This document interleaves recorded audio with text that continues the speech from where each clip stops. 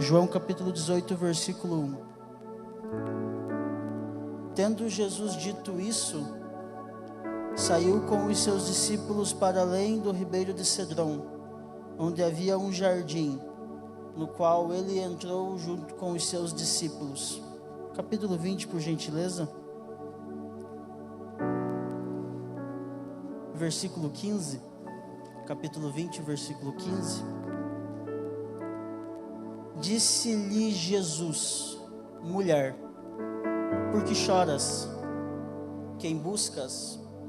Ela, cuidando que era o jardineiro, disse-lhe: Senhor, se tu o levaste, dize-me onde o puseste, e eu o levarei. Disse-lhe Jesus: Maria. Ela, voltando-se, lhe disse: Rabone, que quer dizer mestre. Amém? Se assente dando glória a Deus.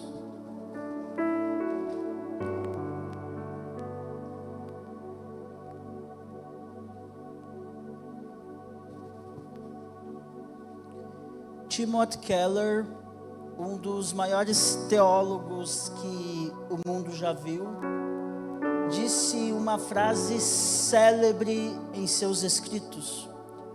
Frase essa que julgo eu, fora da Bíblia Sagrada, a mais impactante.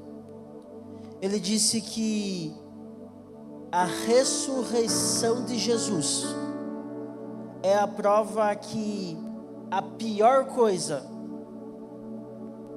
a crucificação, não é a última coisa. Quem sabe você tenha entrado hoje com o coração dilacerado pelas angústias e aflições até aqui. Quem sabe o seu casamento venha em crise. Quem sabe as suas questões empresariais, intelectuais e emocionais estejam cada vez mais se deteriorando. E quem sabe em sua mente a sua humanidade tem lhe feito acreditar: é o fim, não dá mais, porque o cenário atual é angustiante. Mas a pior coisa não é a última coisa. A última coisa não é a morte. A última coisa não é a ruína. A última coisa não é o fim. A última coisa é a restauração do teu casamento, a restauração do teu lar. A última coisa é a glória que há de se manifestar nas suas questões mais íntimas. E através da ressurreição de Jesus, todo o evangelho de João é discorrido. Dentre os 4 evangelhos, aliás, existem 5 evangelhos na Bíblia. A carta aos Hebreus é chamada também de 5º evangelho, chamada assim pelo seu conteúdo, que esboça a mensagem das boas novas, a mensagem da salvação através de Cristo Jesus. E entre todos os evangelhos que existem no texto sagrado, o evangelho de João, ele possui uma peculiaridade distinta dos demais, porque o evangelho de João tem uma missão um pouco diferente dos outros evangelhos.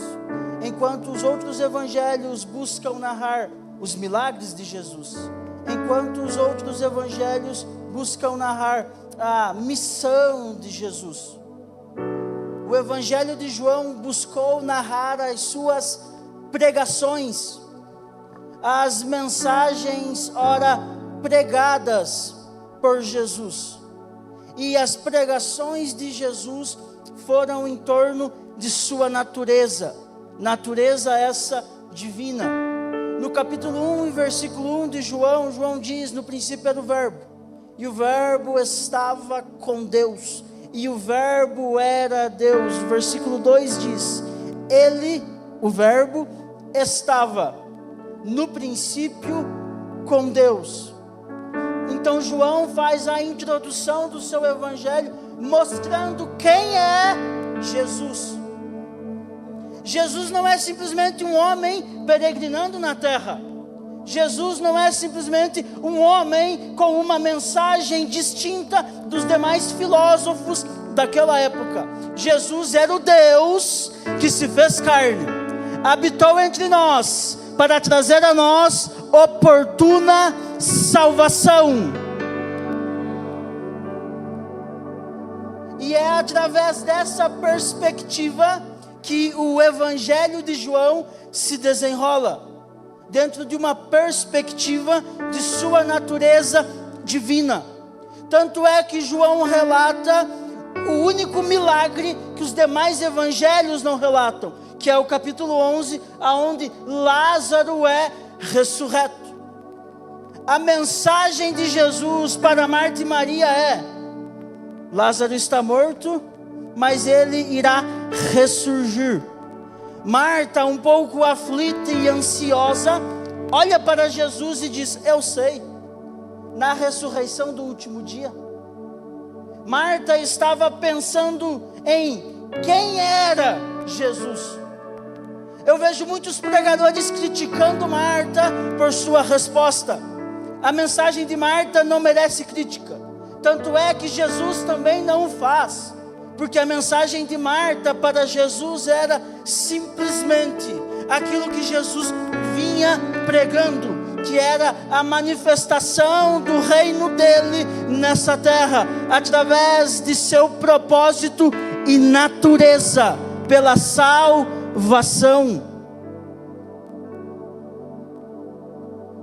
E o capítulo 18 do Evangelho de João são momentos antes da sua crucificação. Aliás, o Evangelho de João, na verdade, possui aquilo que chamamos de segundo livro dentro de sua mensagem. O Evangelho de João é do capítulo 1 até o capítulo de número 13. Dos capítulos 13 em diante ele é outro. Dos capítulos 13 até o capítulo 21, o Evangelho de João é chamado de livro da glória. Porque agora a mensagem final de Jesus era demonstrando o seu propósito maior, que era morrer na cruz e ressuscitar. A partir do capítulo 13 é quinta-feira. Dos capítulos 13 até o 18 ocorrem dentro de algumas horas que antecedia a crucificação. Os discípulos ficaram turbados, porque agora a mensagem de Jesus, embora fosse uma mensagem de glória, a sua mensagem era despedida. A sua mensagem era de alguém que estava partindo e não prevaleceria mais com eles por muito tempo. Os discípulos se perturbam e há uma série de consolações de Jesus a eles. E essas consolações envolviam a vida emocional dos discípulos. Por isso que Jesus diz no capítulo 14: não se turbe o vosso coração, credes em Deus e também em mim. Na casa de meu pai há muitas moradas. Se não fosse assim, eu vos teria dito, pois vou preparar-vos lugar. E eu irei, e virei outra vez. Só que agora, quando eu voltar, eu não voltarei mais com uma mensagem de salvação. Agora, quando eu voltar outra vez, eu não voltarei mais para ressuscitar morto, para batizar a todos com o Espírito Santo. Agora eu voltarei para tomar a vocês para mim. A mensagem de Jesus era gerar esperança, porque agora ele não estaria mais no mundo.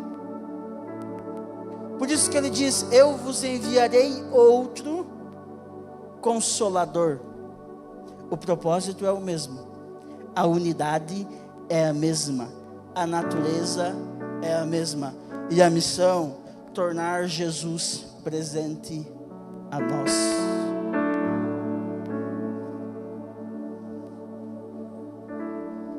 Desde essa tarde no podcast até aqui a hora de ministrar, eu pude sentir a presença de Jesus muito palpável. Eu pude sentir a presença de Jesus de maneira tão gloriosa. Porque existe na igreja um elo de unidade, segundo Efésios capítulo 4. E esse elo é quem faz nós sermos o corpo de Cristo, que é o Espírito Santo. E o Espírito Santo que há em mim, o Espírito Santo que há em você, ele testifica no trono de Deus, que em breve estaremos com ele nas moradas eternas.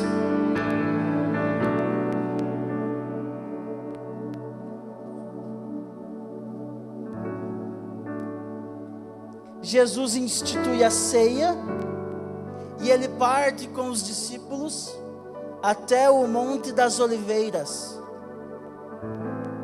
O versículo 1 e capítulo 18. E saiu Jesus junto aos seus discípulos para além do rio, ou dependendo da tradução, vale de Cedron. Aí você pode questionar, é rio ou é vale? Os dois, depende da perspectiva. Se era inverno, o rio corria. Se era verão, o rio secava. Não era mais rio, era vale. Em nossa jornada de fé, existem os dois momentos. O rio, a água escorre. Mas o vale, aonde o calor do dia seca aquilo que há de mais natural em nós, que é a presença de Deus. Os historiadores dizem que por esse rio, como aqui era véspera da Páscoa, não era verão, era inverno, e por esse rio escorria todo o sangue dos sacrifícios dos animais por aquele rio. Então, quando Jesus passa o rio com os seus discípulos, Jesus vê todo o sangue que escorria do templo, toda a perturbação emocional que não agora os discípulos estavam enfrentando, mas Jesus se dá pela pré-morte, pelos momentos que antecediam a sua crucificação. Por isso que Lucas, mostrando uma visão bem humana sobre quem é Jesus, diz que Jesus suou grandes gotas de sangue. Um abatimento moral, emocional e espiritual tomou conta de Jesus. E Lucas diz que um anjo desceu até o Monte das Oliveiras para o consolar. Tamanha angústia e aflição, para momentos antes de sua morte. O autor aos Hebreus diz que Deus, o Pai, deu liberdade para Jesus no Getsemane, para que, se ele quisesse negar a morte de cruz, quando a alma de Jesus se perturba,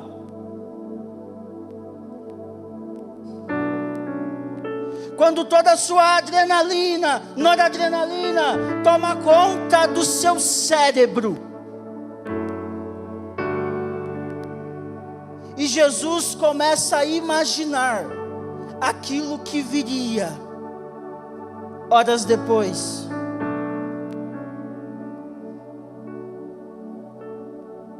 Jesus sente desejo de recuar. Pesado, né?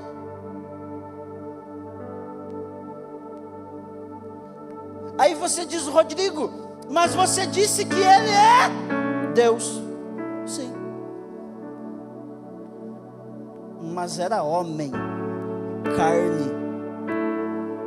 Aí Paulo diz em Filipenses capítulo 2, 5 seguintes: sendo em forma de Deus, o grego ali é morfê, mesma substância e essência. Aquilo que Deus é, Jesus também é.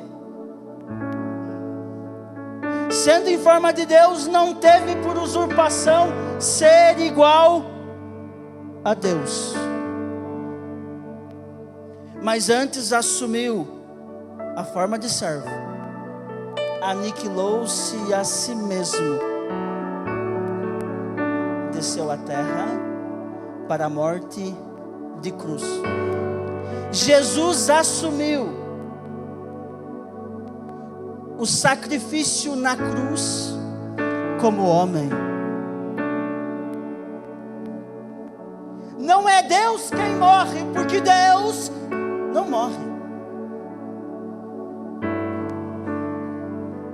Não é Deus quem deixa de existir na terra, porque Deus é Pai da eternidade. Isaías 9:6. Ali não é Deus, é o homem Jesus. E aqui vai a mensagem mais linda da Bíblia. O propósito de Jesus não recuou em meio às lutas, em meio às dores, em meio às aflições e perseguições. Quem sabe você diga: Rodrigo, está difícil, eu sei. Eu estou aqui pregando, mas não estou mostrando para vocês a minha luta. Quem sabe você diga: Rodrigo, não dá mais, eu sei.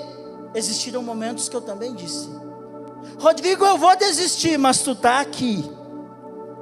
A vontade é grande, mas o propósito,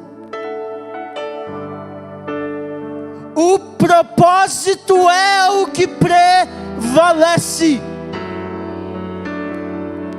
Não recue ante as aflições, não recue ante as dores, não pare, não importa as perseguições, levante-se o inferno, prossiga, porque maior é quem está conosco do que quem se levanta contra nós.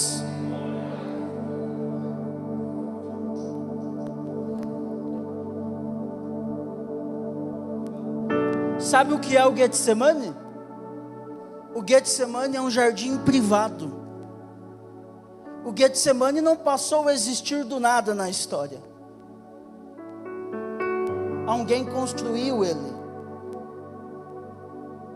O lugar onde Jesus se reunia com os seus discípulos às vezes, e o lugar onde ele ia quase sempre sozinho para orar, alguém construiu.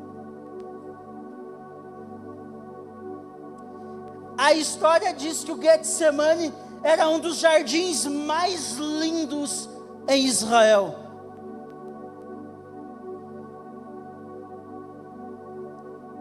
Alguma família rica era dona do Getsemane. Para entrar lá existia um muro de pedra com um portão, e só entrava lá dentro quem tinha a chave. Jesus não pula o muro, Jesus não arromba o portão, Jesus entra no Getsemane porque o dono dele deu a chave dele para Jesus. Quer que Jesus lute as tuas batalhas contigo? Quer que Ele entre no quarto secreto para travar as suas guerras contigo? Dê a Jesus o acesso às tuas dores. Dê a Jesus o acesso às suas lutas. Dê a Jesus acesso ao seu coração. Eu não sei o que há no teu coração. Eu não sei o que passa na tua mente. Mas Jesus sabe. Dê a Jesus acesso a Ele. Se é pecado, convida Jesus e diz: Jesus, limpa. Se é mágoa, diga: Jesus, tira.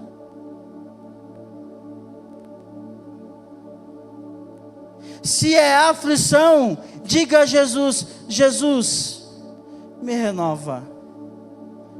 Fortalece a minha mente. Fortalece as minhas emoções.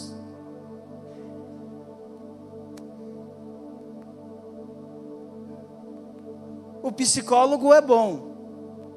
O psiquiatra dá medicamento paliativo. Mas só Jesus.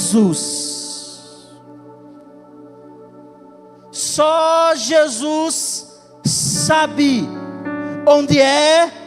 Só Jesus sabe o que foi. Só Jesus conhece o passado como Ele é. E Jesus está dizendo: decatanduvas, eu estou pronto para tirar a mágoa. Eu estou pronto para limpar o pecado. Eu estou pronto para fortalecer aquilo que você diz não dá mais, aquilo que você diz não tem como. Jesus está aqui pedindo acesso ao teu íntimo.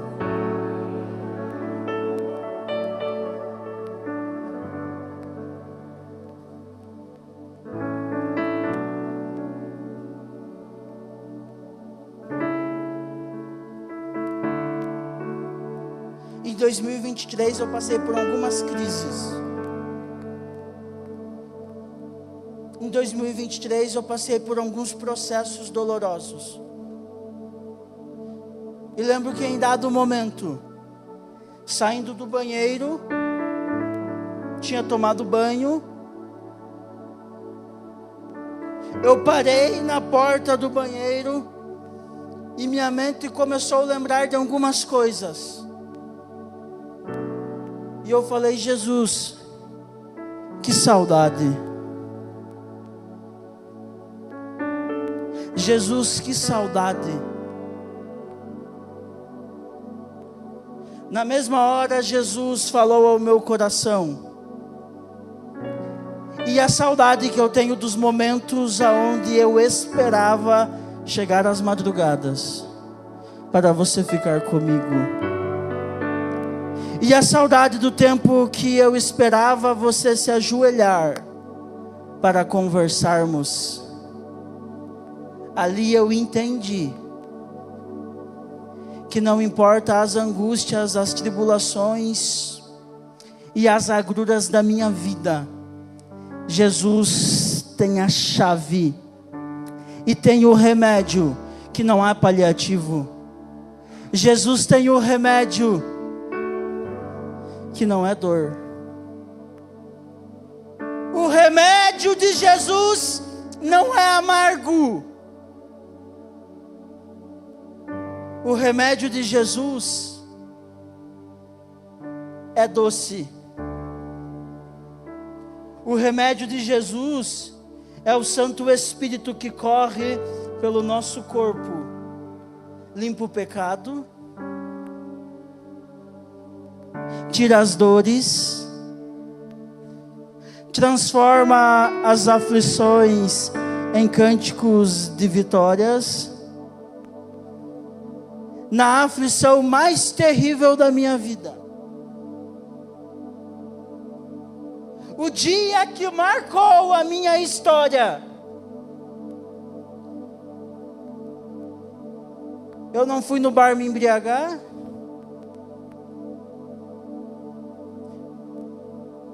Não fui nos prostíbulos me prostituir. Não acessei site pornográfico. O dia mais terrível da minha história. Reuni familiares, reuni amigos, reuni pastores e fiz a Jesus um culto em ações de graças. Agradecendo pelo que aconteceu, não. É sendo grato, porque eu não enxergo lá na frente, mas Ele sabe as conversas que eu não escuto. Ele sabe aquilo que eu não vejo. É gratidão, porque Ele faz infinitamente mais. Sabe qual é a mensagem de Deus para a tua alma?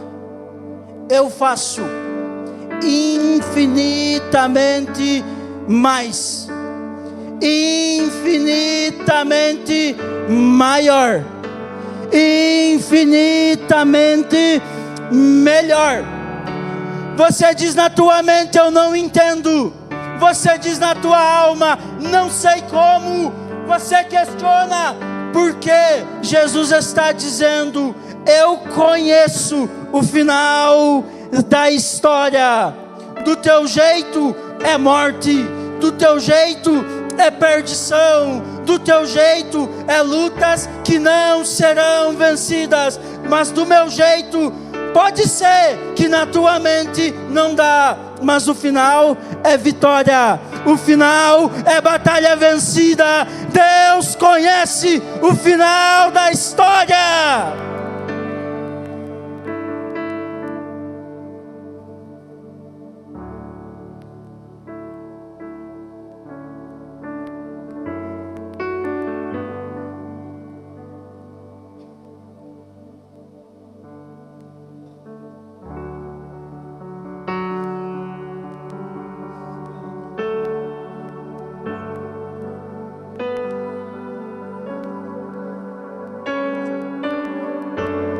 O Espírito Santo está passeando por essa casa. E Ele quer curar corações aflitos. Ele quer curar corações desesperados. A depressão está, ó, batendo na porta. Mas Jesus está passeando, dizendo, me dá acesso. Eu quero purificar. Eu quero limpar.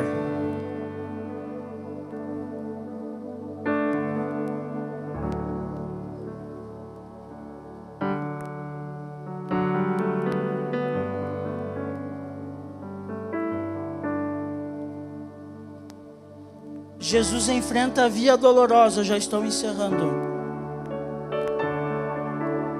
Jesus enfrenta os momentos de aflições.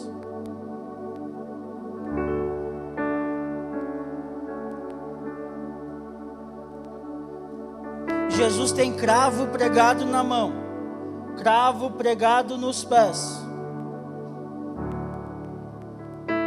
Jesus tem o teu corpo, o seu corpo transfigurado de chibatadas.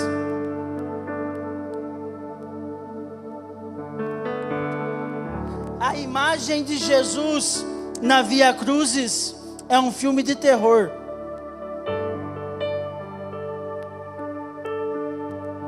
O cenário atual, discípulos dispersos. Rodrigo João ficou ao pé da cruz depois, porque quando os soldados romanos chegaram no Gólgota, aliás, no Monte das Oliveiras, ele também fugiu.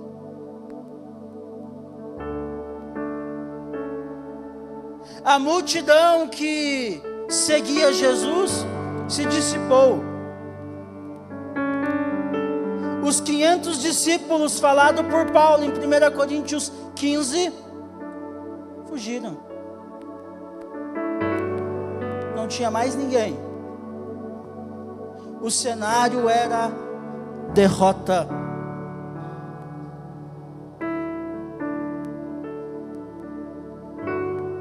Quando as Marias vão ao sepulcro, elas não vão esperando ver um Jesus ressurreto. Elas vão porque queriam embalsamar o corpo de Jesus. Era um rito de purificação pós-morte na lei levítica.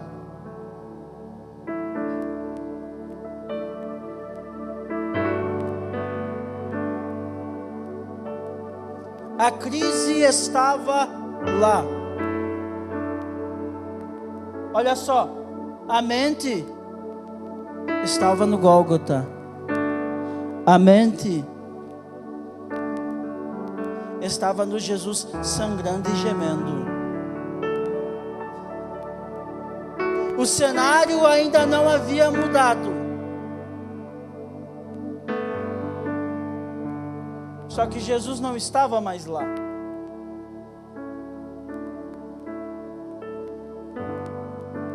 O corpo de Jesus não estava mais deitado.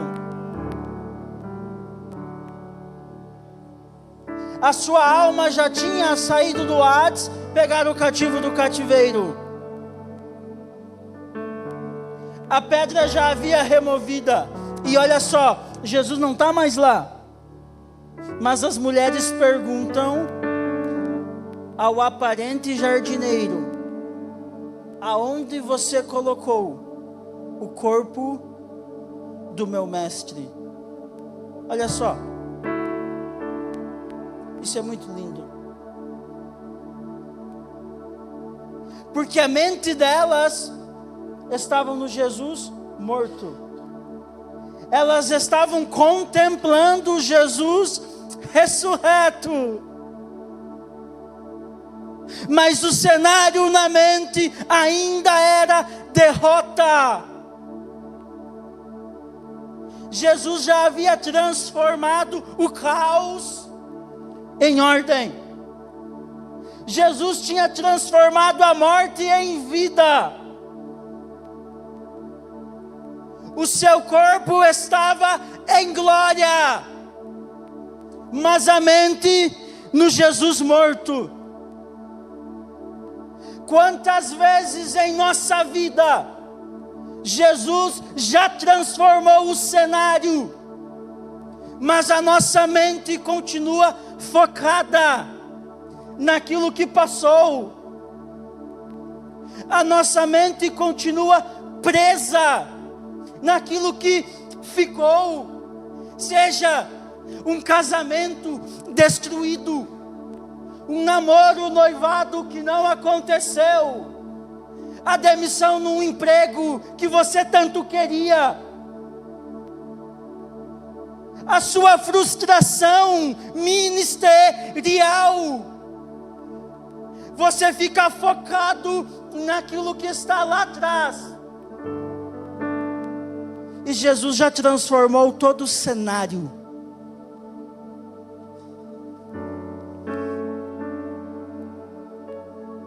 Jesus já modificou tudo. Se coloca de pé, por favor.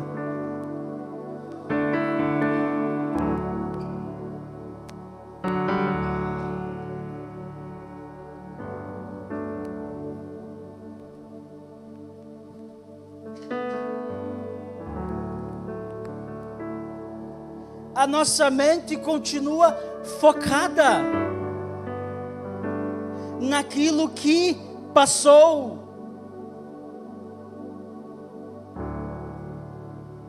Quanta gente me ouvindo hoje, presa em coisas que Jesus já libertou faz tempo.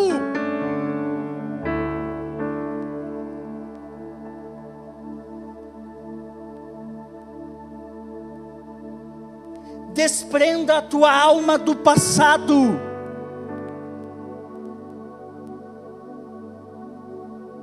Desprenda a tua vida daquilo que já não existe mais.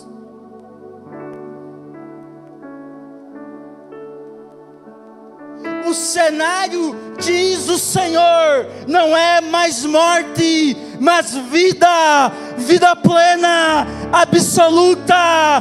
Não tem mais morte. Jesus já trouxe vida àquilo que você julga impossível.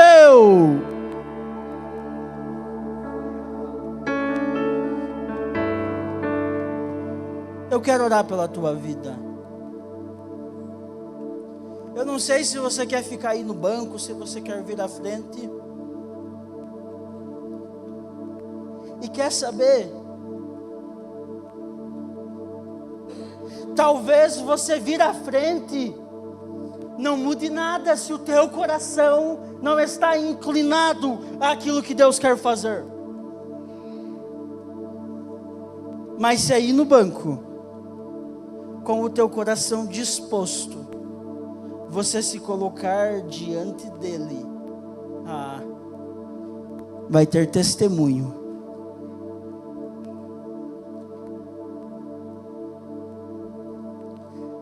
Até dia 31 de dezembro, marque a minha fala.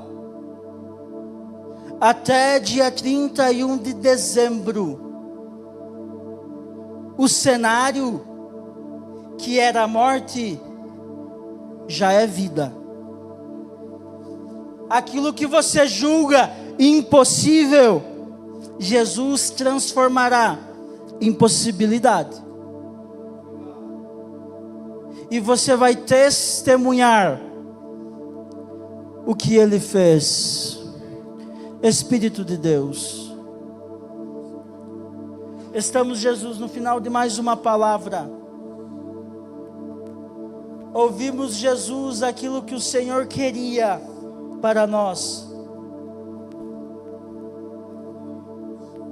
Entendemos, Jesus, pela Tua palavra, que aquilo que era impossível, que o cenário de morte, o Senhor está transformando em vida. Liberta a mente de cada um que me ouve aqui. Liberta, Jesus, os corações do passado. Derrama hoje, Jesus, vida, abundância e prosperidade. Eu não sei em qual área, mas o Santo Espírito desce como brisa no teu coração, transformando o amargo em doce, a derrota em vitória, e a impossibilidade. Hoje, Deus transforma em possibilidade. Em nome de Jesus, nós te louvamos e te adoramos, Jesus, pelo poder do teu nome, Jesus.